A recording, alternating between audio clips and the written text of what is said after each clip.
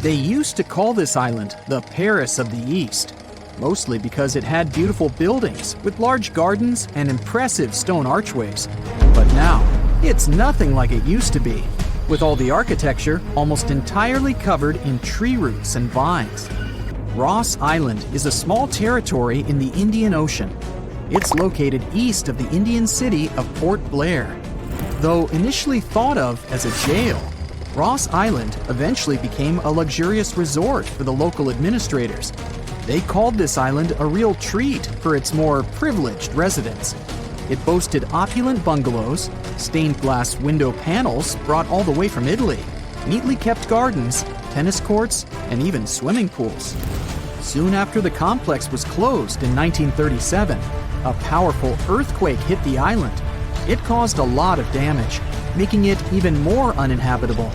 The island is now in the administration of India and has become a tourist attraction for people interested in abandoned towns. Pieces of German architecture still lie hidden in the Namibian desert. The city of Kolmanskop, Namibia, was a luxury location at its peak in the early 1900s when German workers settled here looking for diamonds. This abandoned town used to have everything from a ballroom to a hospital and even a bowling alley.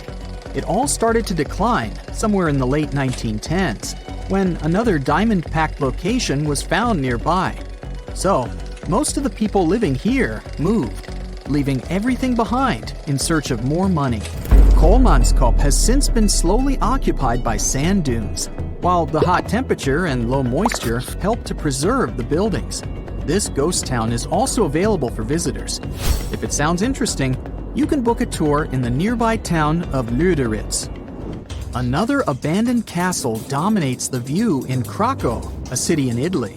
The whole village sits atop a cliff that's 1,312 feet high.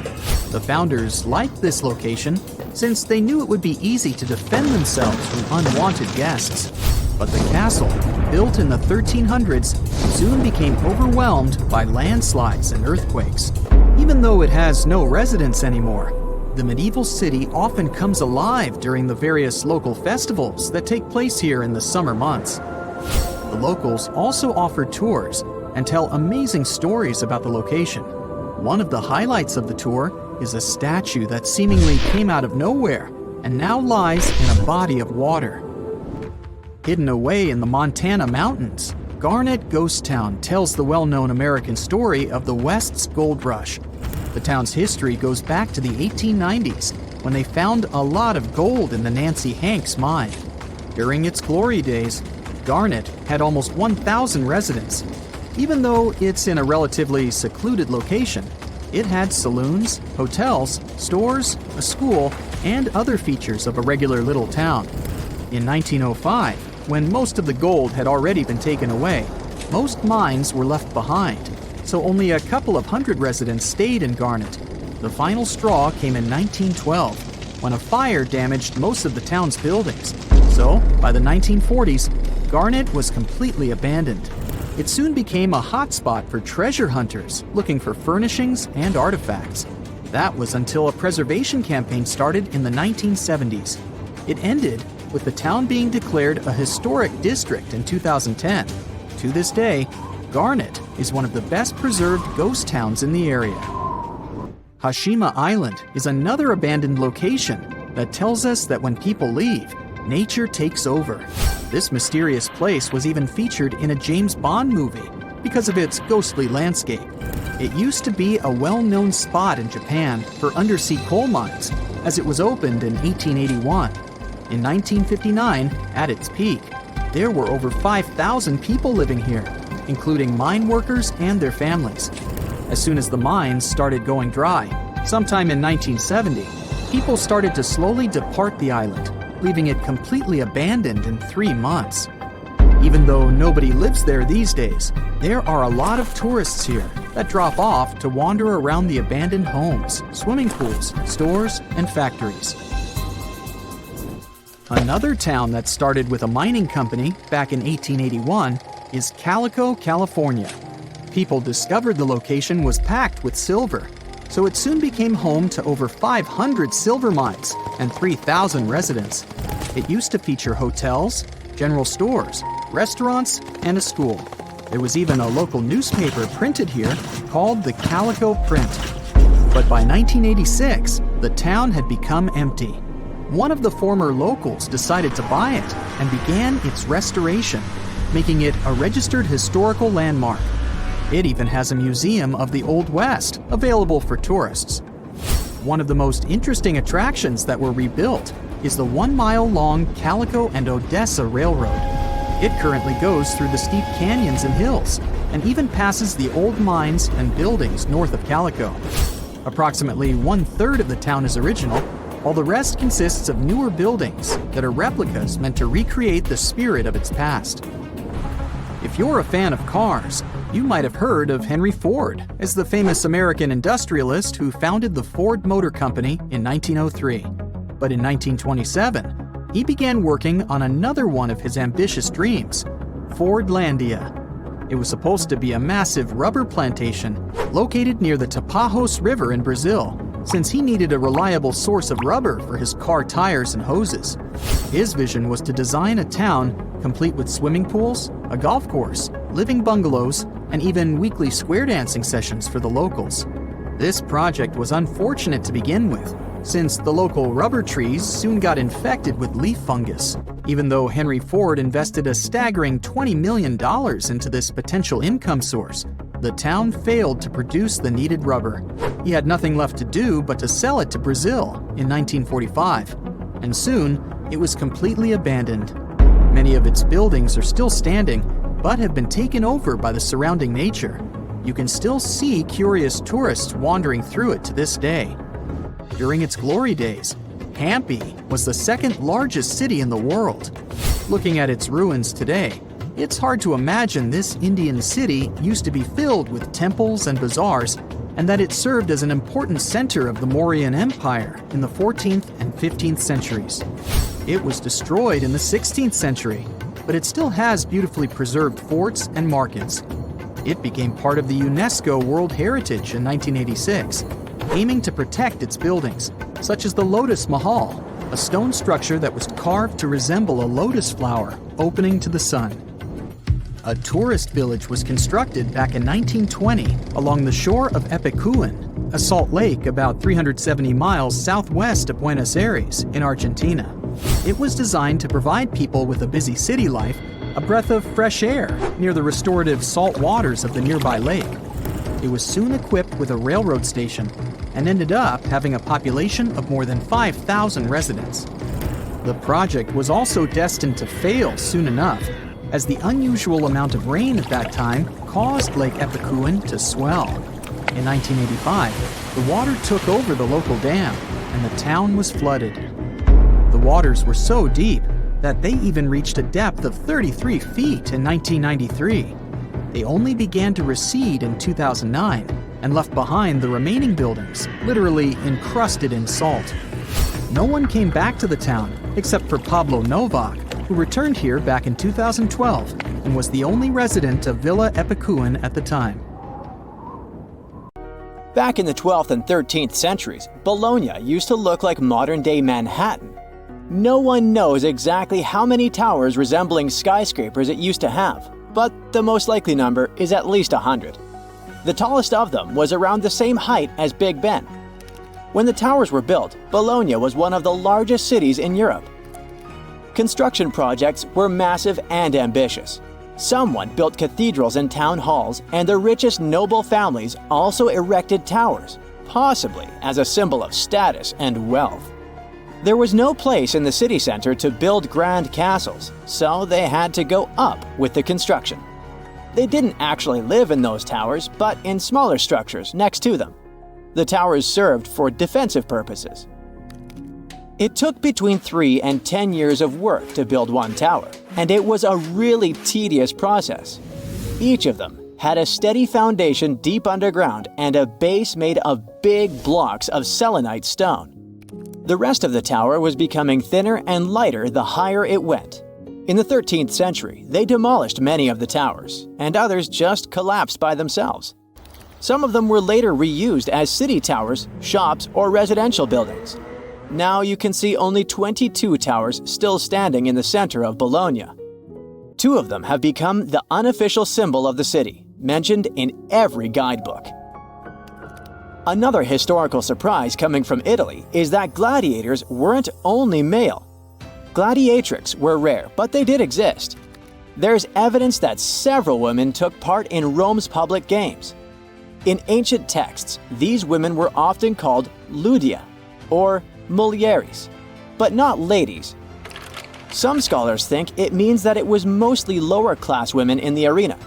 The term gladiatrix wasn't used in ancient times. It was first coined in the 1800s.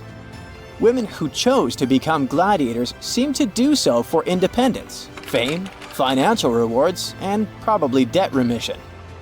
They were most likely honored like male gladiators. All this was a bit tricky to accept in Roman society at that time, and women's roles in it. At the beginning of the current era, the Roman Senate passed a law prohibiting free-born women under 20 from taking part in arena games. Emperor Septimus Severus banned all women from the arena in the year 200 of the current era. He was probably afraid that women might want to compete in the Olympic Games.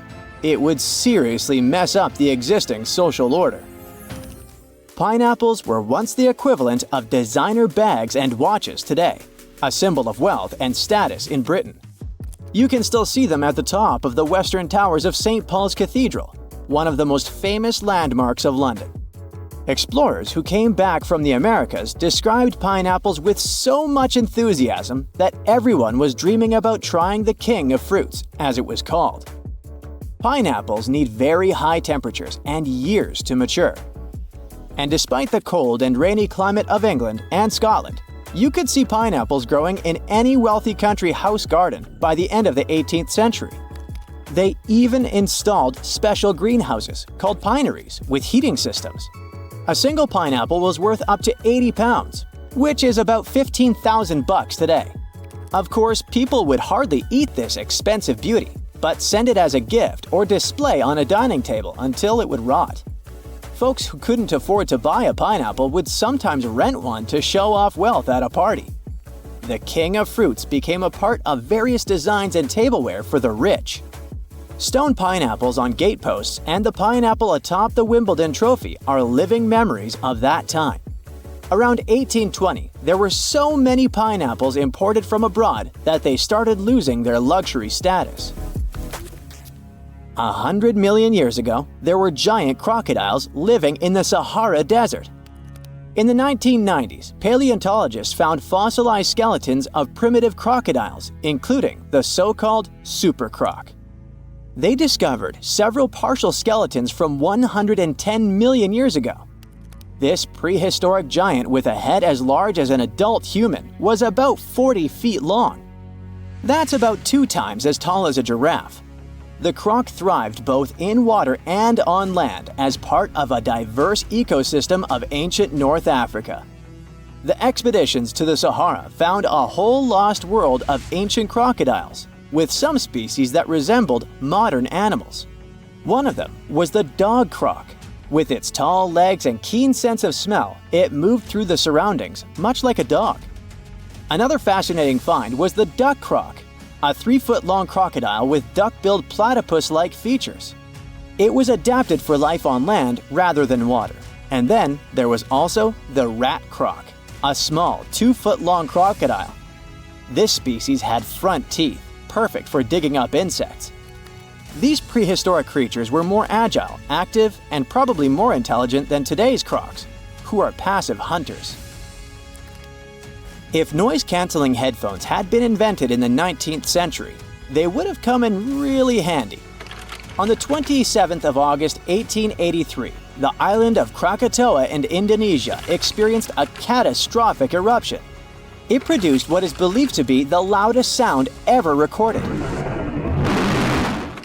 As Krakatoa collapsed, it triggered tsunamis with waves reaching 151 feet that traveled as far as South Africa. Krakatoa was an uninhabited volcanic island that hadn't erupted for 2 centuries before this terrible day. The eruption took the lives of over 30,000 people and caused extreme fluctuations in air pressure, perceived as sound. A barometer at a gasworks 100 miles from Krakatoa recorded 172 decibels. An average human can withstand up to 130 decibels of sound without getting in serious trouble. This intense pressure ruptured the eardrums of sailors on the British ship Norham Castle, which was 40 miles away from Krakatoa.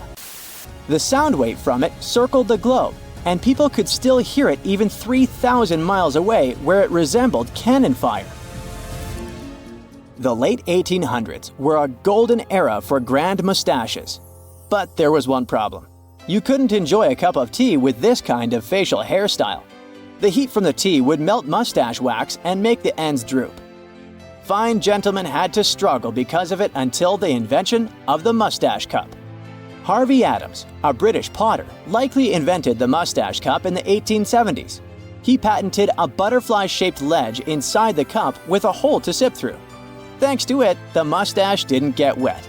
These cups quickly became a hit, first in the UK and then across Europe.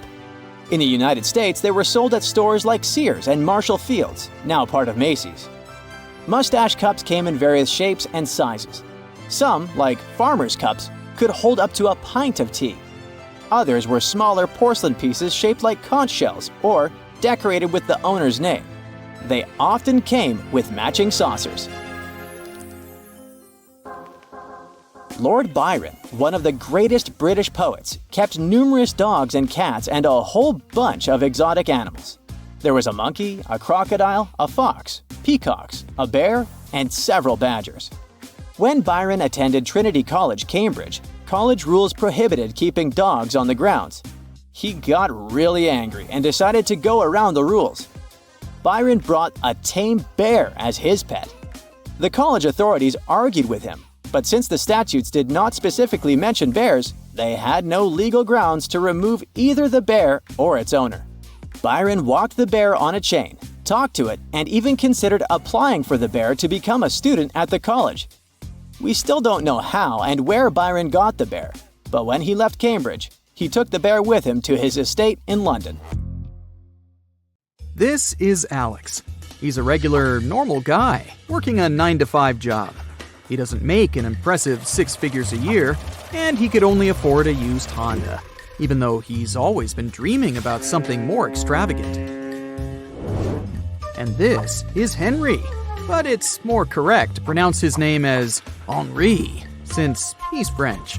You might have noticed from his clothes that he's 1. Old-fashioned, and 2. Quite rich.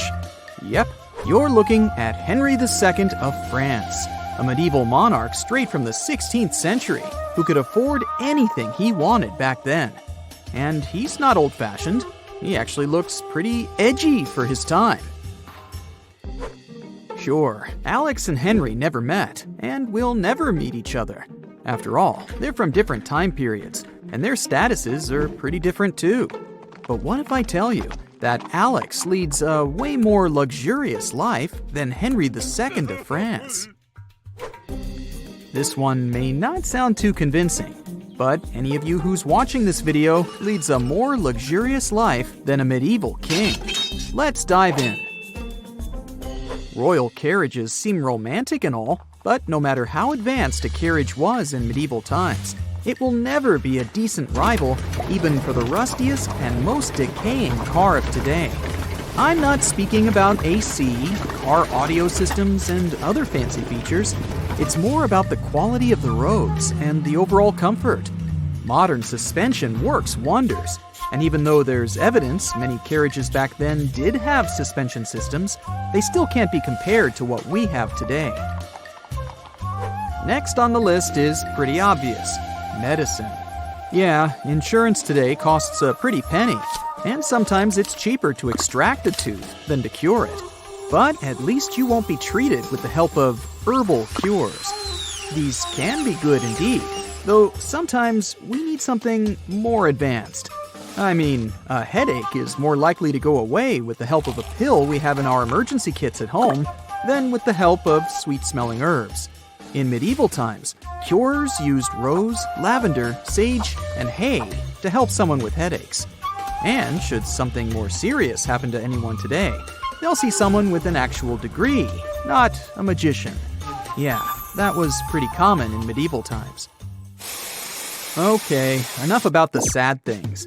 Plus, something cool's going on right now. Alex has recently met a girl on a dating app, and it's their first date today. Henry II of France would have been terribly jealous if he had known such a thing was possible. He got married at the age of 14, and his wife was from the prosperous family of Medici. Henry couldn't simply choose any peasant girl he liked. Royalty was supposed to get married wisely, taking into account all the financial and political advantages. Seems like in terms of love, Alex from the 21st century wins. But in terms of wealth, there's no doubt it's Henry. Have you ever heard of the term usury? It's something totally normal today, but quite prohibited in the Middle Ages. Basically, usury is when someone makes money from money, aka charging interest. Usury was banned due to religious issues in many medieval places. But still, you couldn't just go get a loan from a bank. But as always, some people did find a way out. So loans technically existed. The easiest way was to issue a binding bond for, let's say, $20, while the borrower would only get $15. Voila! There's no interest mentioned on papers, but still, the borrower got the money and the loaner got their interest. So Alex would have trouble with his credit card back in medieval times. And Henry wouldn't need such a thing as a credit card. He's full of his own funds. Alright, and what about other money things? Today, we can send and receive money instantly to and from anyone. Thank you, almighty internet. But in the Middle Ages, things were pretty complicated. So a young prince couldn't text his father king, so he sent him a bit of money to cover that tavern bill. The first almost fast money transfers appeared in 1851, thanks to the invention of the telegraph and Western Union. As for taverns and food in general, trust me, the paintings showing incredible feasts sometimes exaggerate. Before Photoshop and other editing programs appeared, those were the artists themselves who retouched the painting. I mean, everyone wants to look good, even food. Going back to meals, if you fancy spices, you know it's not a big deal to find them in the closest convenience store, and they don't cost much. But back in the medieval times, they were so expensive and hard to transport that only the noblest people could afford them. Sure, kings did have access to all of them, but if they saw today's spices section in the supermarket, they'd think it's sorcery. By the way, there was even a special department at the royal court called the spicery, and it's not hard to guess that it was entirely devoted to spices. As for the main course, medieval kings would typically eat wild game, and they didn't have much of a choice. Now let's peek at a typical king's menu. First off, on the king's table, there was a stuffed chicken, a quarter of stag, and a loin of veal that was generously covered in sauce. Next, a huge meat pie adorned with smaller pies. All of that would form a crown. And for dessert, there were some jelly, cream, cheese, and strawberries stewed in rose water. That probably sounds fancy, but remember that even so, there wasn't much choice. The food highly depended on the region where the king lived. Plus, he couldn't just pick up the phone and order sushi delivery. Hey, what do you do? Anyways, no matter what we do, in most cases, modern people are often free to choose their profession. At least, we can technically do that. But a medieval king didn't have such an option. He had his royal duties. New laws? Yep, the king probably didn't have to create them himself. But he needed to approve of new ideas and implement them. Protecting the kingdom from enemies? Absolutely. And I guess that must have been tiring. I mean, even Alex is quite burnt out with his 9-to-5 job. But at least he doesn't need to plan any protection strategies, and it's not that millions of people in the kingdom depend on him.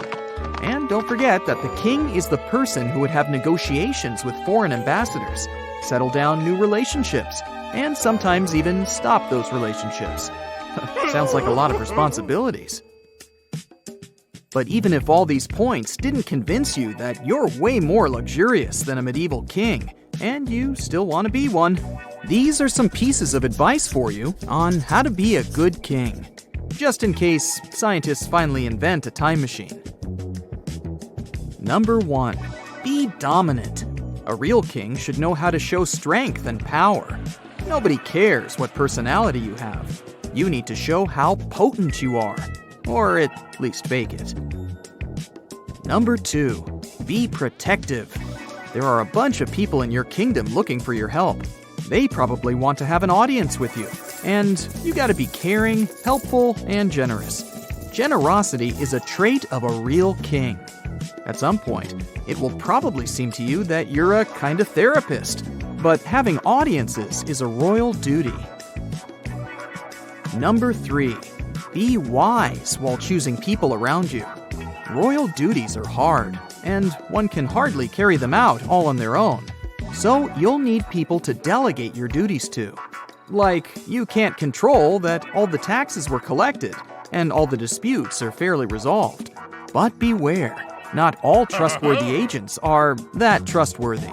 Some of them may even want to poison you, like King John, who was rumored to have been poisoned by a monk, even though the official records claim he passed away because of gluttony. The official version seems plausible. After all, you know a medieval king menu. So, Alex, you still want to be a king? Once upon a time, in a teeny-tiny village up north in England, it was around 11 p.m. on the 13th of April in the year 1699. Little 9-year-old Jane Roth woke up from her first sleep and rubbed her eyes, trying to make sense of the moody evening shadows. Her mom, Mrs. Roth, hopped out of bed and headed straight to the fireplace.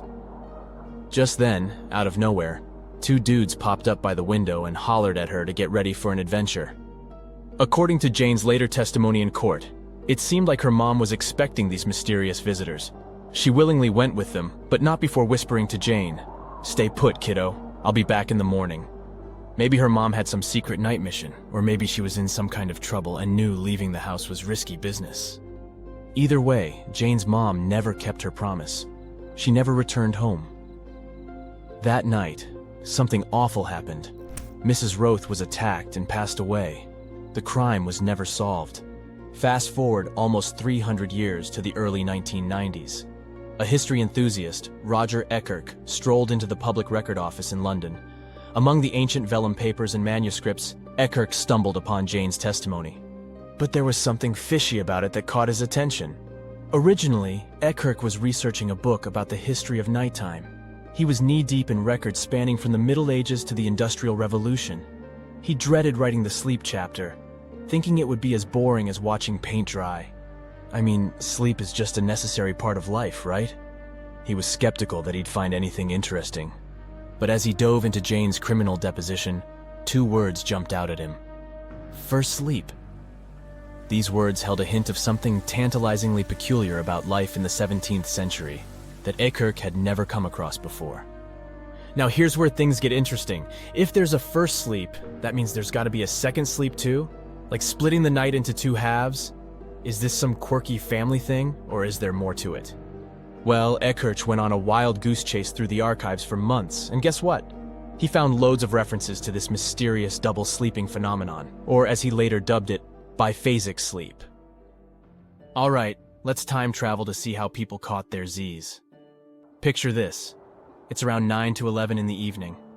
If you were lucky enough to afford it, you'd flop onto a mattress stuffed with all sorts of interesting things like straw or rags.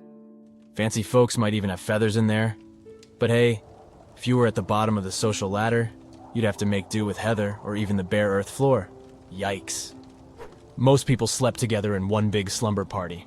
Bedbugs, fleas, lice, family members, friends, servants, you name it. They were all snuggled up together. And if you were traveling, well, you might even find yourself cozying up with a total stranger. Sleeping used to be a whole production, with all these crazy rules and positions. Like, girls would be on one side of the bed with the oldest closest to the wall, followed by the parents, then the boys, and finally any random people who happened to be crashing there. Can you imagine trying to get comfortable with all those restrictions? Anyway, a few hours into the night, people would start waking up naturally. No alarms or anything, just their bodies deciding it was time to be awake. This period was called the Watch, and it was pretty productive. People would do all sorts of things under the dim moonlight and oil lamps. Peasants would use this time to get back to work. They'd check on their animals or do chores around the house. One servant even brewed drinks for her boss in the middle of the night. And of course, you had your troublemakers lurking around causing mischief. After a couple of hours awake, people would go back to bed. This morning sleep could last until dawn or even later. Just like today, when you finally wake up for good depends on when you hit the hay. This biphasic sleep thing was a worldwide phenomenon in the pre-industrial era. It was popular in France and Italy. Epecuen even discovered evidence of this sleep habit in far-flung places like Africa, South and Southeast Asia, Australia, South America, and the Middle East. Back in the medieval era, the rich folks were living it up in their fancy houses with their extravagant beds. These beds were like works of art, adorned with all sorts of decorations and made with the softest feather beds and luxurious linen sheets. They were the centerpiece of any grand house, and the noblemen even had their symbols embroidered on the hangings. Not only were these beds super comfy, but they were also the perfect spot to gather for a chat or entertain guests while showing off their fancy textiles. Now, let's take a look at 14th or 15th century France. You'll see a bed fit for a king, complete with a canopy and curtains. The pillow is covered by a head sheet, which eventually got replaced by pillowcases. Fun fact, back then, a pillowcase was called a pillow bearer. But enough about that, let's get back to the beds. In those days, they didn't have those four-poster beds with poles at each corner like we see in movies. Instead, they had hangings draped from a frame suspended from the ceiling beams. Sometimes there was even a tall bedhead and a fancy canopy called a tester or cellure. The actual bedstead was its own separate structure, surrounded by all this opulence. Some beds were so high that they even had a trundle bed underneath for a personal valet or maid. Beds and bedding were so valuable that they were passed down through generations. You'd find them mentioned in wills from as early as the 14th century. A well-to-do family might pass on one feather bed and bolster, while the wealthiest folks left behind multiple beds with expensive hangings and top-notch bedding. Even woolen mattresses were considered important enough to be bequeathed to family members. Now, let's talk about the beds in places like monasteries and almshouses. They were pretty simple, with just a mattress, blanket, coverlet, and plain pillow. In 1487, a generous soul even left money to provide sheets for the old folks' beds. They estimated that each bed would cost 13 shillings and sixpence. Peasants also saw some improvements in their sleeping arrangements by the mid-15th century. They were raised off the floor and had a few more comforts, like 3 boards for a bed, a sheet, and pillows. Sure, they might have had some worn coverlets and canvas covers, but it was a step up. By the time Queen Elizabeth I took the throne, not much had changed in the way beds were arranged. Except for the fancy four-posters in wealthy homes and a few inns, things remained pretty familiar. The head sheet disappeared, but people were still all about their cozy bedding. As the middle classes started to thrive, they too wanted feather beds and soft sheets. In fact, around 1580, a clergyman named William Harrison complained about the younger generation's obsession with feathers and pillows. Back in his day, if a man could afford a mattress and a sack of chaff to rest his head on after 7 years of marriage, he considered himself as well off as a lord. Pillows were only for sick women, and servants were lucky if they had a sheet over them to keep the straw from poking their tough hides. By the way, in the Tudor days, which is partly medieval too, people had a similar sleep routine. They would split their sleep into 2 parts, but their sleeping positions were totally wacky compared to what we do today. Sleeping flat on your back was a big no-no because it was associated with passing away, so instead, these folks would snooze in a half-upright position. Oh, how times have changed. Now we can't even imagine sleeping without our comfy beds, fluffy pillows, and soft sheets. But it's always fascinating to look back at how people used to snooze in the good old days. You're probably familiar with the saying, X marks the spot. It comes from pirate lore and adventure stories often linked with treasure maps. They may be out of fashion these days, but that doesn't stop countless antiquity hunters from searching through hills and fields daily. One such enthusiast didn't have a map with a giant X on it, but when his metal detector beeped on a sunny day in April 2025, he uncovered one of the largest buried coin hoards ever recorded. So, what kind of treasure are we talking about here, and what makes it so unique? The discovery was made by Romanian hobbyist Marius Mangia, who says he just wanted an excuse to get some exercise and fresh air. During one of those walks with his metal detector in a location 30 miles southwest of Bucharest, the device picked up a signal. As he began to dig, he found a handful of silver coins just beneath the surface. Though oxidized, they seemed remarkably well preserved. Oxidation happens when metal reacts with air or moisture over time, causing it to change color, darken, or develop a crusty surface. Just like a sliced apple darkens when exposed to air if left out too long. The pile of coins grew quickly. Soon, it was obvious they were all packed into a ceramic jar. The final count was nearly 1,500 silver denarii, Roman coins likely buried around 1,700 years ago. However, these denarii date from the reigns of emperors Nero to Marcus Aurelius, covering over a century during the Roman imperial period, which means they're almost 2,000 years old. The presence of coins from multiple emperors suggests that the wealth was accumulated over many years. The Roman money system had a bunch of different coin types, so finding only silver denarii in the stash is a bit odd. It would be like burying $15,000 in cash, but all of it $10 bills. It could mean that the original owner was a trader. Maybe he was hiding his profits during dangerous times. Perhaps it was simply someone's life savings. Depending on the emperor and the period, the value of denarius fluctuated quite a bit. So 1,500 denarii could have been either a comfortable retirement fund or not nearly enough. In the 1st century, one silver denarius could get you 12 loaves of bread, and if you have 5 of them, you could buy an amphora full of wine. An amphora was a large 2-handled ceramic jar used to store and transport wine, oil, or grain, and it seems to be the type of vessel in which this treasure was buried. Though amphorae were made in many different shapes and sizes, the Romans eventually standardized them as a unit of measurement, with one amphora being roughly equal to 7 gallons of liquid. The spot where the jar was buried wasn't tampered with. This might indicate that the hoard remained undetected all this time, but the amphora had already been broken when it was found. But why would it be broken, and what could that mean?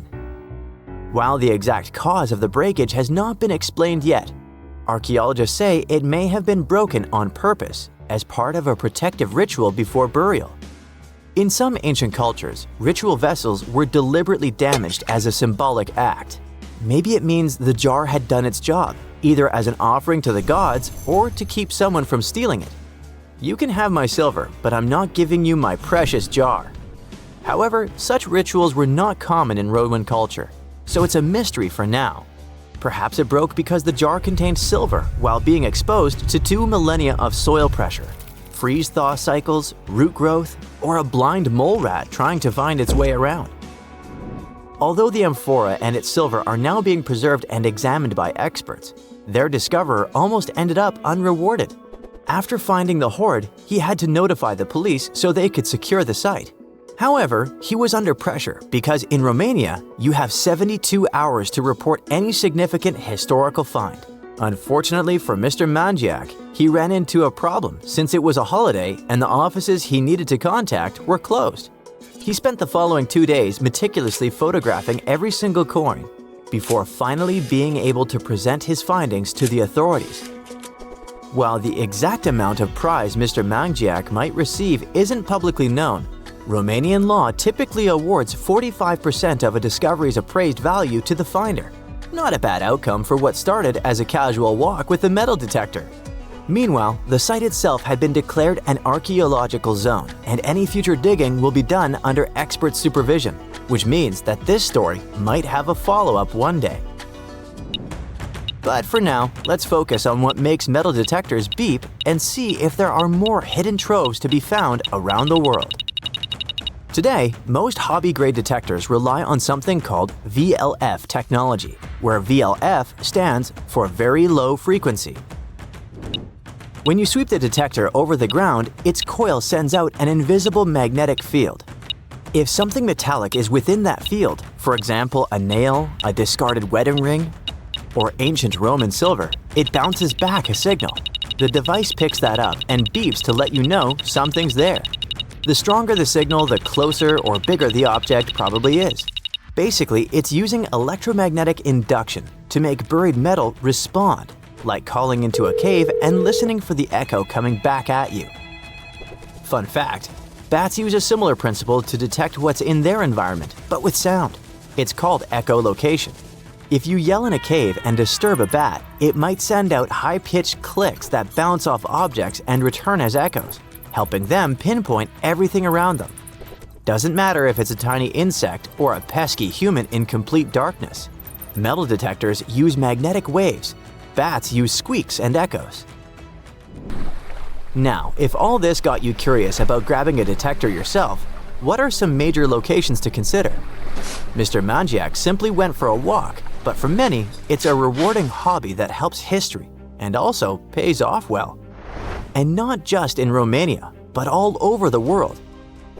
In the UK, regions like Norfolk, Suffolk, and Lincolnshire have become hotspots where enthusiasts regularly uncover Roman coins, Viking relics, and medieval artifacts. During the Iron Age, burying valuables was a common practice. Some researchers think it was done as a way of storing valuables. Others think it was part of a ritual. But either way, many of those hoards could still be there. France also has plenty of stuff hidden beneath the ground, including ancient Roman and Gallic treasures. In the Netherlands, someone recently uncovered a fragment of an extremely rare Viking sword. Scotland is no exception either, and findings like Peebles' hoard give additional insights into the Bronze Age. If you don't feel like venturing alone, there are organized metal detecting tours available in various countries, offering guided access to historically rich sites. That's if you're planning to search for lost relics. But what if you want to bury your own treasure chest and hide it from a metal detector? How far do you need to dig? Most hobby-grade detectors can spot a large object close to 3 feet deep. Smaller stuff like coins, just 6 to 8 inches. We also have to take into consideration that wet ground can actually boost detection. It helps signals travel better and makes buried metal easier to spot. On the other hand, professional, expensive detectors that use advanced technology can detect large metallic targets at depths of almost 100 feet, especially on a rainy day. But unless you bury your chest in a strategically important place, odds are it'll stay uncovered. Just don't forget to mark the spot on your map with an X. It's strange if you think about it. There are old Roman buildings that have lasted for thousands of years, while our newer buildings seem to fall apart. How did the Romans manage to create such strong buildings? A lot of them with complicated designs, too. Recent research has shown that the Romans used a type of concrete that has an extra layer of protection against the elements. It can even fix itself when it gets wet. This discovery not only explains why these buildings have lasted for thousands of years, but it can also help us make cement in a way that's more natural and resistant. A recent study shows that Romans used volcanic ash in their concrete mix to make it stronger, especially when it was near the ocean, where the air is naturally more humid and could naturally cause more damage. These days, we make concrete out of sand, rocks, water, and a special kind of cement called Portland cement.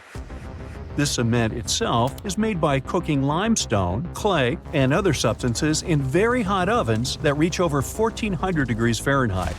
Sure, it creates a well-blended mixture, but it cracks easily, and sometimes it only lasts a few decades. There's one more interesting feature of this amazing Roman concrete. It has small white bits of calcium called lime clasts that stay inside the concrete and do not disappear over time. At first, it may not seem that attractive because it's not as smooth as the concrete we use today. And for many years, specialists used to think that having small pieces of lime in concrete was a bad thing because they thought it made buildings less resistant. But researchers found out that these tiny pieces actually help the concrete fix itself. I wish I could fix myself that easily. They discovered that when the concrete got cracks, it seemed to magically fill them with a substance called calcium carbonate found in the lime clasts. The Romans made their concrete by mixing sand, volcanic ash, and burned limestone together and adding water. This is called hot mixing. When the water and lime mix together, they have a chemical reaction that makes the mixture get very hot, up to 200 degrees Fahrenheit. This also causes those tiny pieces of lime to form. Now, this concrete can get cracks, and when water, rain, or seawater gets in, it makes the calcium in the concrete dissolve. The calcium then sticks to the cracks and makes them close up, kind of like a scab. Of course, researchers had to test this method, and they made concrete as the Romans did.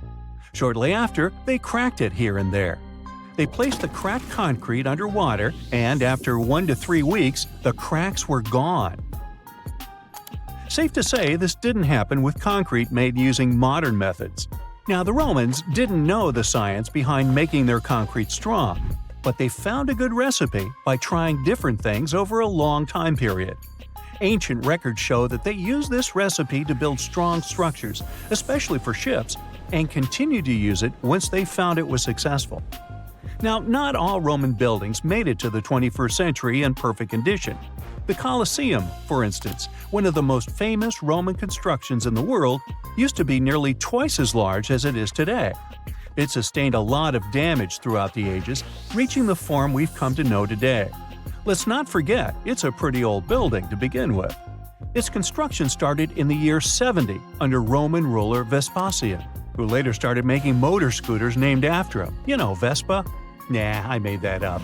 Anyway, ever since it first opened, the Colosseum was home to a lot of activities and shows, featuring fearless gladiators and a large display of exotic animals, who got to mingle and did lunch together. Unfortunately, it all went downhill in 217 when a fire struck the upper parapets and much of the building's interiors. It took a whole century to finish up the repairs for the damages. Sadly, the initial shape of the Colosseum would be gone forever. A strong earthquake followed, and that didn't help either. This one took place in southern Italy in 443. At this point, a considerable portion of the Colosseum's outer ring was damaged. Soon enough, when locals encountered hardship, they had to rely on selling chunks of limestone from the ancient Colosseum to go by. Another earthquake came in 1349, which gave the Colosseum its most devastating blow. It's when the south side of the building collapsed completely. That's when it started to look more like the building we can see today in the Italian capital.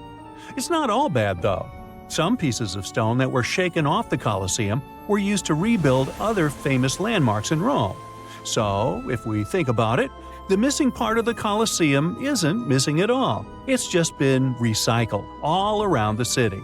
One building that features pieces of old stone Colosseum is called Palazzo Venezia, and it's a local museum. Now, speaking of weird buildings, you've probably seen this one, as it's one of the most photographed spots in the world. You can see online photos of people leaning on it, or ones that make the building look like an ice cream scoop. This famous Italian landmark is called, you tell me. Yep, the Tower of Pisa, and it looks like it's seconds away from collapsing to the ground. Now, should you ever want to visit, you'll need to head over to this Italian city with the same name, Pisa, near the Square of Miracles. Now, weirdly enough, this building is more famous for its awkward incline rather than for its history or purpose. Back in 1178, when the construction of the tower was still not completed, people realized that the building was starting to lean over, and that was before they had reached its third floor. They soon figured out it had nothing to do with the building plans or the materials they used. It was all happening because of the mushy and shifting soil which was beneath the construction. These days, we know that placing a building on top of soil made of clay, fine sand, and shells isn't the best idea. But back then, people didn't know how to figure that out before building something. Now, fast forward some centuries, and it became clear that this 180-foot tower isn't just leaning, it is falling, and at a considerable rate of about 0.08 of an inch per year. Well, that may not sound like a lot, but multiply that by hundreds of years and, well, just look at the pictures and you'll understand. This leaning tower is more than 16 feet off its axis in the present day. So how come it hasn't fallen over altogether? Well, because of physics mostly. Its center of gravity continues to be located within the base of the structure, so it's pretty grounded. It's also been continuously watched over by local authorities to make sure they protect this unique building for as long as possible. The Pantheon is another great example of the way Romans understood architecture. It's also located in Rome and was initially built as a temple. The construction itself was made from concrete with different thicknesses and has an interesting shape too. Back in the day, Romans believed the Earth was like a disc, which was covered by a dome-shaped sky. So they modeled the Pantheon sticking to this idea. Light comes into the temple through a hole in the dome, shining down on the floors and walls, showing the movement of the sun. It's also one of the best-preserved ancient Roman buildings. It's no wonder many other buildings have been made to look like it. In the U.S. alone, the U.S. Capitol, the Jefferson Memorial, and the National Gallery in Washington, D.C. are all said to be modeled after this ancient construction. The famous painter Michelangelo was so impressed by this building that he believes some unnatural force must have helped in its construction. The place where it stands is also very special because of the story behind it. Legend has it that the founder of Rome, Romulus, was lifted to the ancient Roman higher spirits on the wings of an eagle from this exact location. Apparently, it was a talon show. Get it? Talons? Eagles? Okay, gotta go. Once upon a time, I searched through the jungle, following a map poorly drawn on a piece of cloth. After days of walking, I reached an ancient Mayan temple. As soon as I stepped in, a strange noise echoed. I turned to leave, but suddenly the floor cracked beneath my feet. I fell into a 1,600-year-old tomb. Finally, I got lucky. That day, I walked out with shiny jades, carved seashells, a creepy afterlife mask, and a curse that's been haunting me ever since. Well, okay, maybe it didn't happen exactly like that. Or maybe it didn't happen to me. Sadly, real-life archaeology is not like Indiana Jones movies. However, the findings can be as exciting and important, especially in Belize, where archaeologists just found the first identifiable ruler's tomb in the lost Mayan city of Caracal after 40 years of digging. A team of archaeologists finally unsealed a hidden chamber, buried deep beneath a structure they'd already studied. And inside that tomb, which is indeed around 1,600 years old, was Tikab Shak, the first known king of Caracal. His name is commonly interpreted as Tree Branch Rain Deity, which is poetic and incredibly awesome. King Shak was believed to be a Mayan deity in control of rain, thunder, and lightning. According to folklore, he used axes to strike rain-bearing snakes in the sky to make the rain fall. The buried king is considered to be the dynasty founder. The royal dynasty he founded lasted more than 460 years. And judging by what was buried with him, we can assume that King Shak was greatly celebrated. His tomb had jade beads, carved bones, seashell jewelry, and ritual pottery vessels. One of those vessels shows Epecuen, the Maya deity of trade, receiving offerings. Others showed bound prisoners. Archaeologists could tell they had found some high royalty when they noticed a considerable presence of red cinnabar in the tomb, a rare and expensive material from the Mayan world.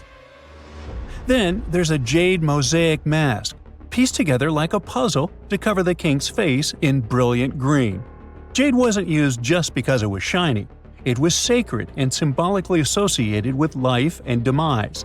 Polished jade glistens like it's been dipped in water, cool at first, but quickly warming in your hand. To the ancient Maya, this lifelike quality made jade a living, breathing substance. And for this reason, it possessed high religious and spiritual importance. The Maya associated it with the breath of life, with royalty, and with eternity. Covering someone's face in jade showed just how high-ranking that person was. King Shak's mask has yet to be examined properly, but another famous mask of King Pakal was made of over 346 green jade stone fragments. That's a lot of painstaking work. But maybe the most symbolically fascinating thing about this king was that he was old. Not just lived a good life old, toothless old. To us, that means he didn't clean his teeth properly, because, no, You don't usually lose teeth just from getting old, as long as you maintain good oral hygiene and dental care. On the other hand, according to Maya legends, toothless elders were believed to have spiritual powers.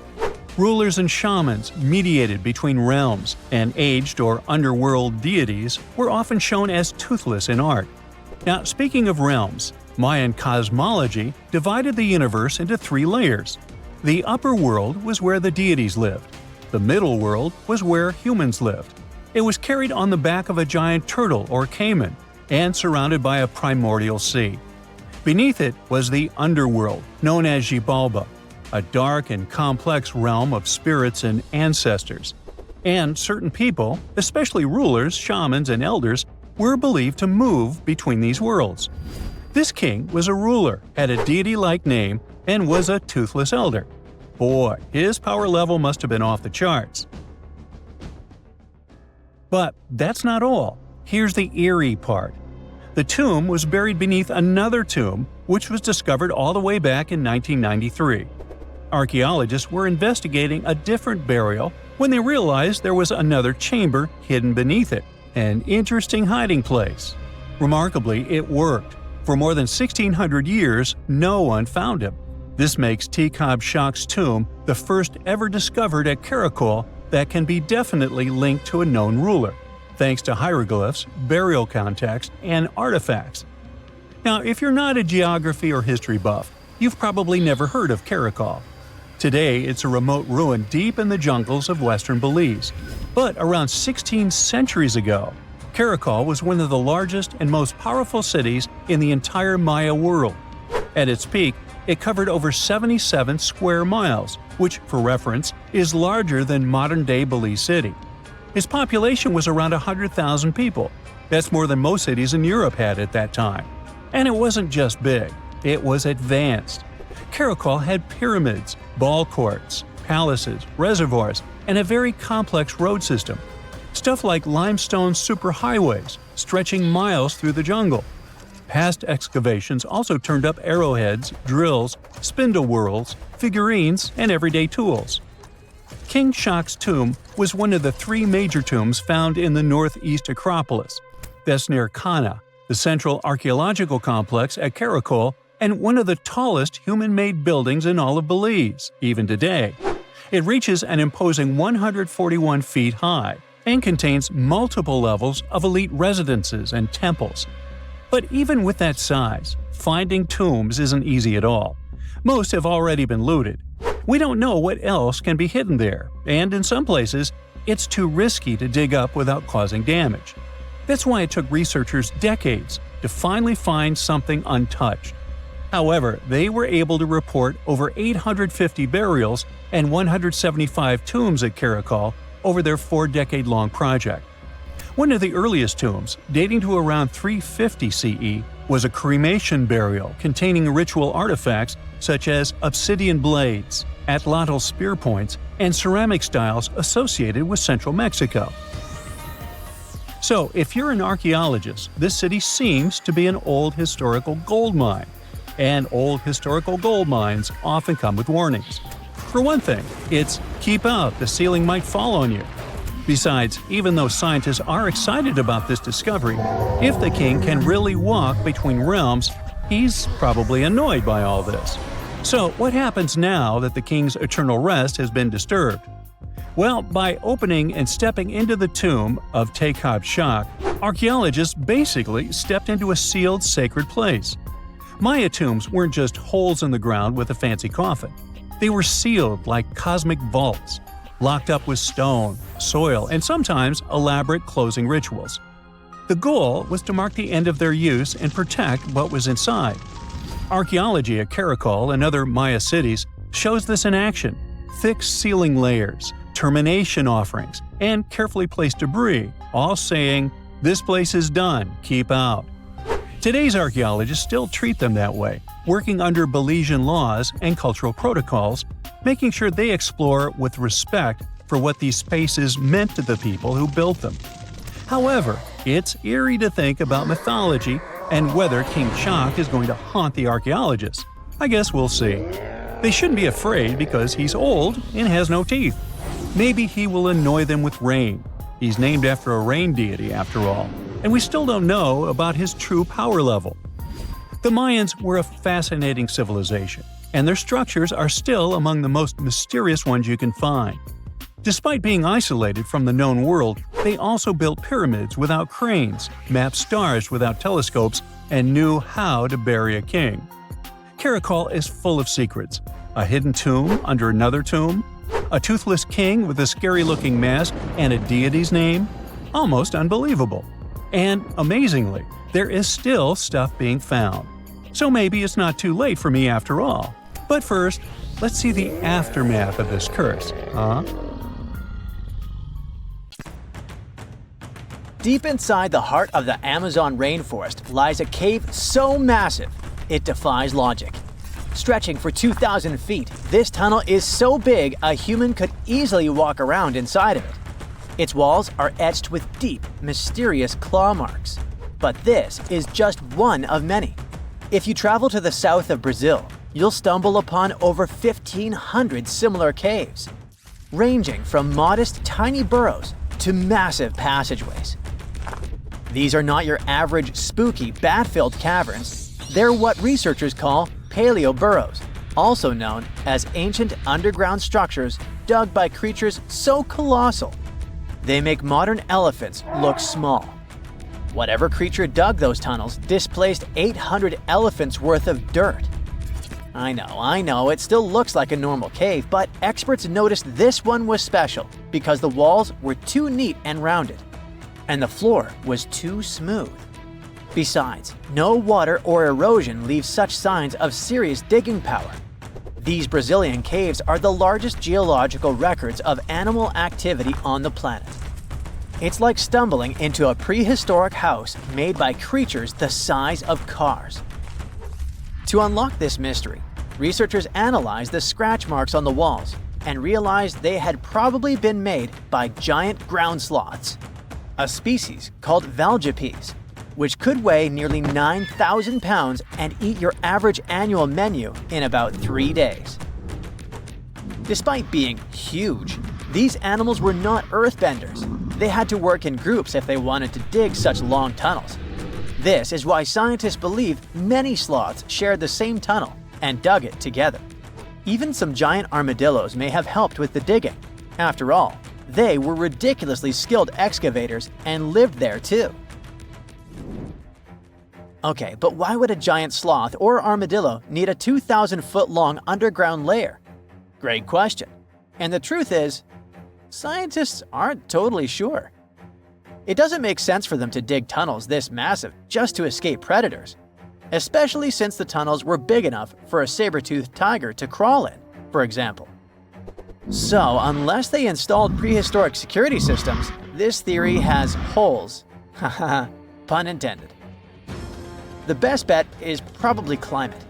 Back then, everything was drier and colder, and some species of giant sloths were living their best lives back when Earth was transitioning between cold and warmer periods. Their big bodies usually protected these animals from temperature changes, but drastic fluctuations probably made them hide in order to survive. Besides, just like modern sloths, giant sloths probably had a hard time maintaining their body temperature, and going underground for a while is a great way to protect your babies and save some energy. After all, the bigger you are, the more energy you spend. Some scientists believe these tunnels might have had rotating tenants. One sloth moves in, digs a bit, leaves some scratch marks, moves out. And sometime later, another one crashes there and adds its own decor touches. A hostel for ancient megafauna. All evidence points to a more timeshare situation than a prehistoric private property. After all, these creatures weren't exactly social butterflies. Most sloths and armadillos usually keep things strictly one-on-one, just mom and baby. Yeah, dad sloth stuck around only for the good part. But you probably noticed one tiny detail here. These guys are not around anymore. They went extinct 11,000 years ago, right around the time humans started to get popular on Earth, when another ice age was ending. In fact, 80% of all mammals that were heavier than 2 pounds disappeared then. The first culprit is, of course, the usual suspect: humans. Around 10,000 years ago, a wave of skilled hunters using distinctive tools like spear points spread across North America. The theory goes that American animals weren't used to this new predator, making them easy targets. Once the big plant eaters started vanishing, the big meat eaters followed. They didn't have enough food to survive, and it wasn't just excessive hunting that caused some damage. Early humans may have also harmed ecosystems in ways that made survival harder for large species. But wait, there's another suspect: climate change. Around the same time, Earth's climate got a major shakeup. The climate was going from super cold to only slightly cold. Just so you know, Earth's temperature was about 46 degrees Fahrenheit, making seasons change and plants perish. And if plants are no longer around, big animals that eat them, like our friends giant sloths, have less nutrition, making them even more vulnerable. Many scientists now think that both human impact and climate change played a role, just in different ways depending on the region. In some places, humans may have tipped the balance. In others, nature itself did the job. Either way, it was a perfect storm that ended the age of giants. Turns out, being huge isn't always a plus. Giant animals tend to live longer and reproduce slowly, which makes them sitting ducks when disaster strikes. Besides, it takes a long time for these guys to bounce back. After dinos disappeared, for example, it took 15 million years for new mega mammals to stomp onto the scene. The last major extinction happened around 12,000 years ago. Not really enough time for brand new massive beasts to evolve. Today's biggest ground animals, like elephants, rhinos, and bison, aren't newcomers. They're actually the tough survivors of that ancient chaos. And, well, at least we still live alongside the blue whale, the biggest mammal ever. But why did some prehistoric animals get so gigantic in the first place? Well, being big has some perks, in spite of all the extinction thing. It keeps you safe from predators and helps you win the fight for food. If plant eaters bulked up, predators had to level up too, just to keep up. And the environment plays a big role. You see, cold-blooded animals might grow bigger in hot places to stay cool, and warm-blooded giants thrive in cold places to stay warm. One paleontologist even suggested that some dino-sized vegetarians needed those massive bellies just to digest the tough, woody plants of their time, as if they had a salad bar inside their bodies. There's also the thing with oxygen. Back then, Earth's atmosphere had way more of it. That's a big deal, especially for creatures with less efficient breathing systems like insects. Higher oxygen levels meant their bodies could handle more growth and more activity, kind of like nature's turbo mode. We also have to discuss bones, specifically the lighter ones. Many huge dinosaurs had air sacs built into their skeletons, just like modern birds. This made their bones strong but not ridiculously heavy, meaning they could grow super tall or long without collapsing under their own weight. Those air sacs also helped with cooling down, which is super important when you're basically a walking oven of muscle. On the flip side, modern mammals are limited by gravity and biology.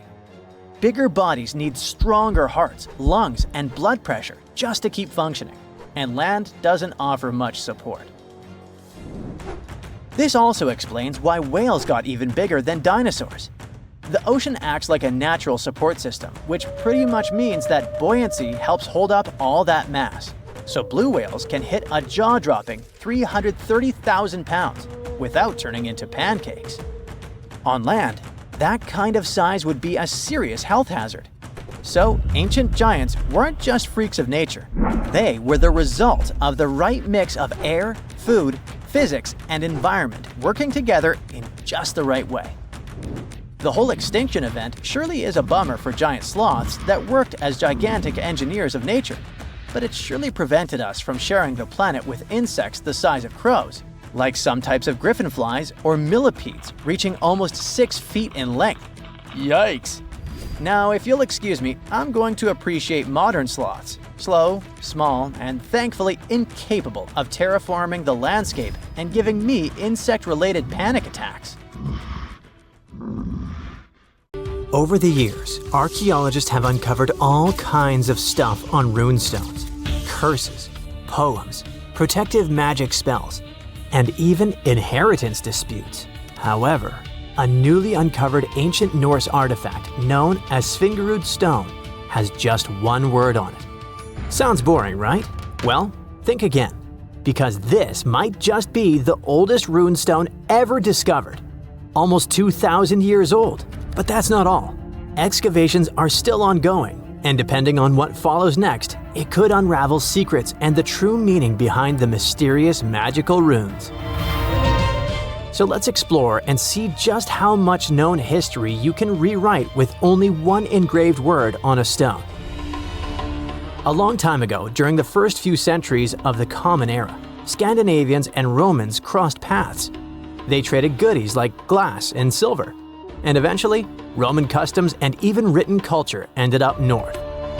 The Nords liked the Roman alphabet but wanted their own letters copyrighted, so they decided to create their own unique characters, which they called runes.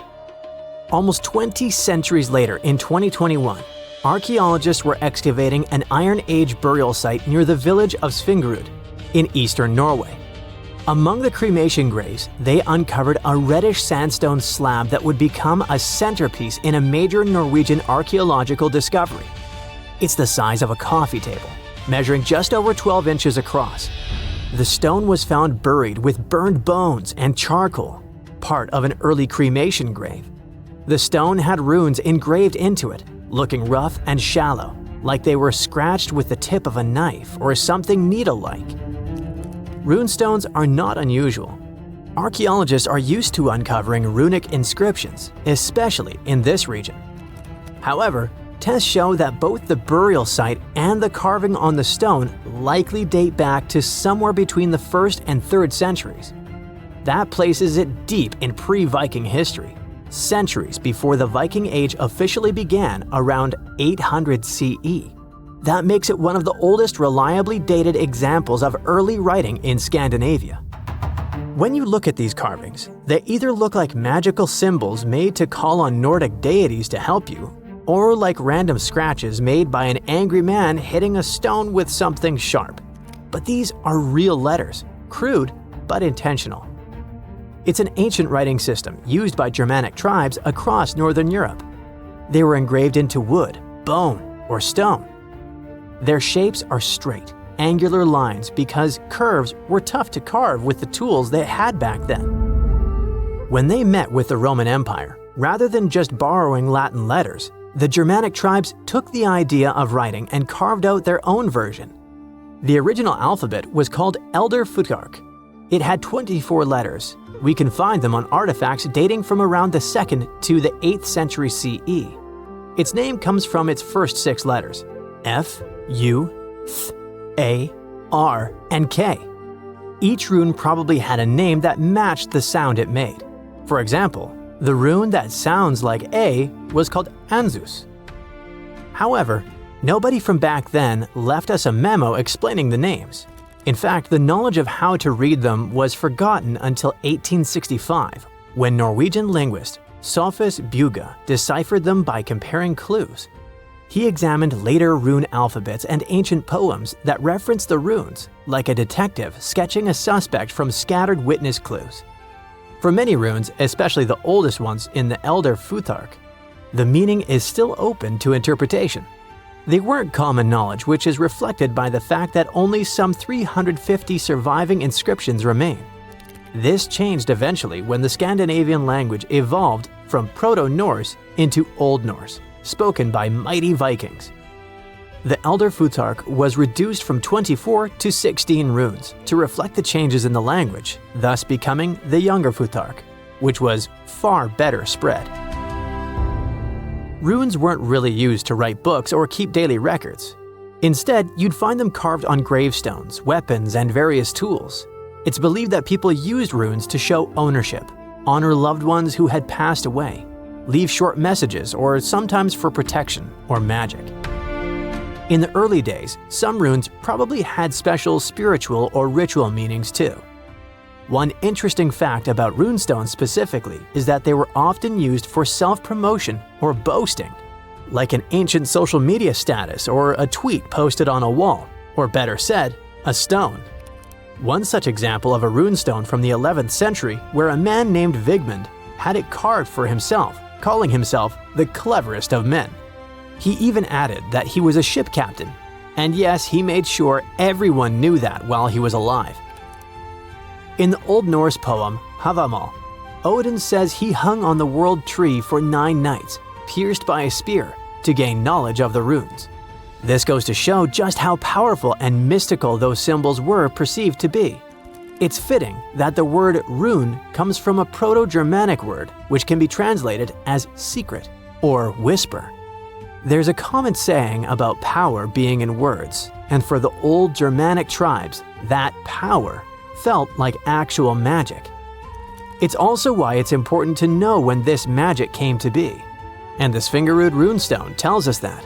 But it's not just when it was written, it's also what's written on it, where, and why. The location where the Svingerud stone was discovered is already a significant archaeological site.